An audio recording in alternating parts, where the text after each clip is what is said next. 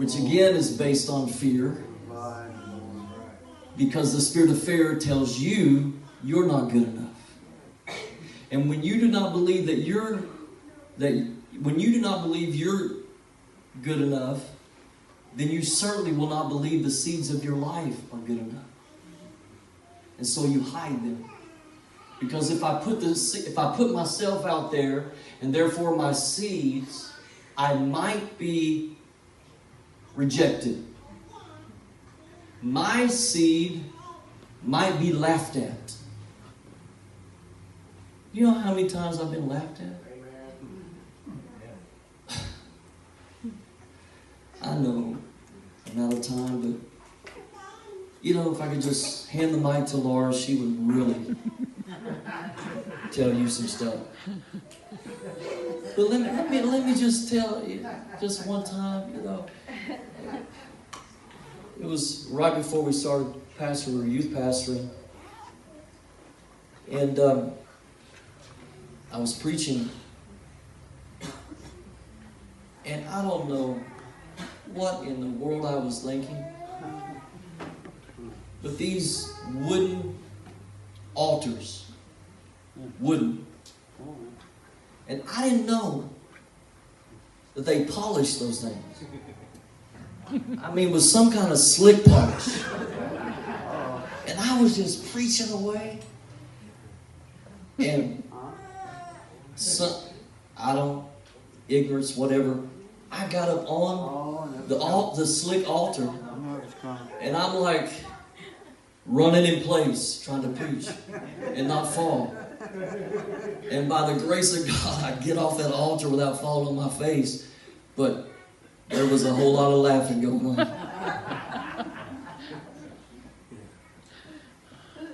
That's one of many.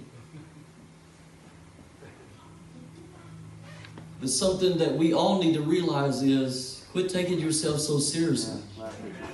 You're not God and everybody knows it.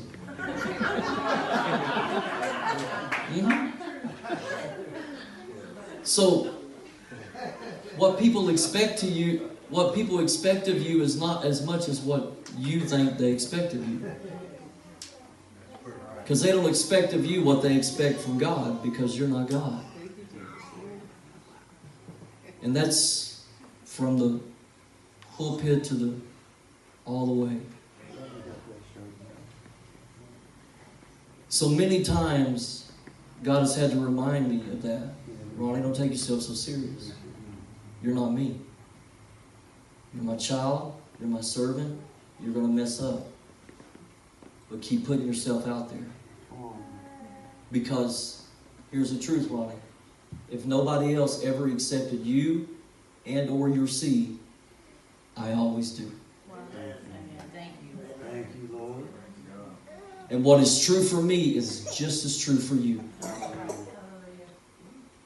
No different. You say, sure it's different. You've been doing this and doing that for all these years, blah, blah, blah, blah, blah. No partiality with God. 11th hour workers get the same reward the first hour workers get.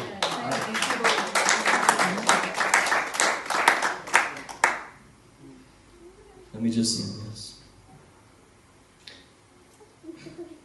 The last reason the Lord put in my heart that people hang on to their seed is they do not see it.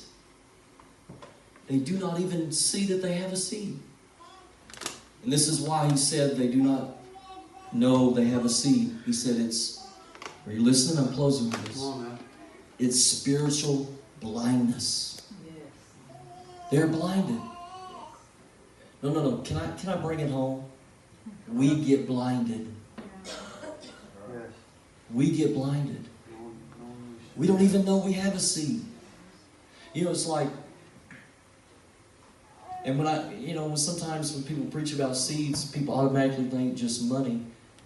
And I hope you understand, I'm talking about life. The entirety of everything we are. Sure. And we've spoken about thoughts and words and actions that changes reality. But finances is a part of that. And so we say, I'm broke, I don't have a seed, but we have $1. That's right. And so, with our spiritual blindness, we think, I can't give like so-and-so because I only have $1. They may have 100, but I have 1. So I don't have a seed. And God all the time is saying, just put the $1 in. And I'll make it the 100. That's right. Yeah. And your heart isn't like, okay, I'm going to give you that $1 so you can make it 100. No, I'm going to give you that $1 because you asked for a seed from my finances. And then I'm going to water it and say, Lord, that $1,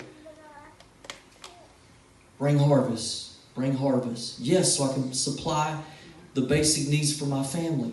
But greater than that, so I can come to the place that I'm able to sow the 100. To build the kingdom.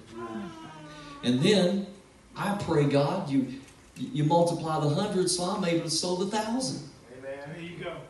You hear what I'm saying? Yeah. But when we only have the $1, because of spiritual blindness, we think, I have no seed. And as I'm using finances as an example, understand that it fits in every area of life. Are you getting that? Did that analogy just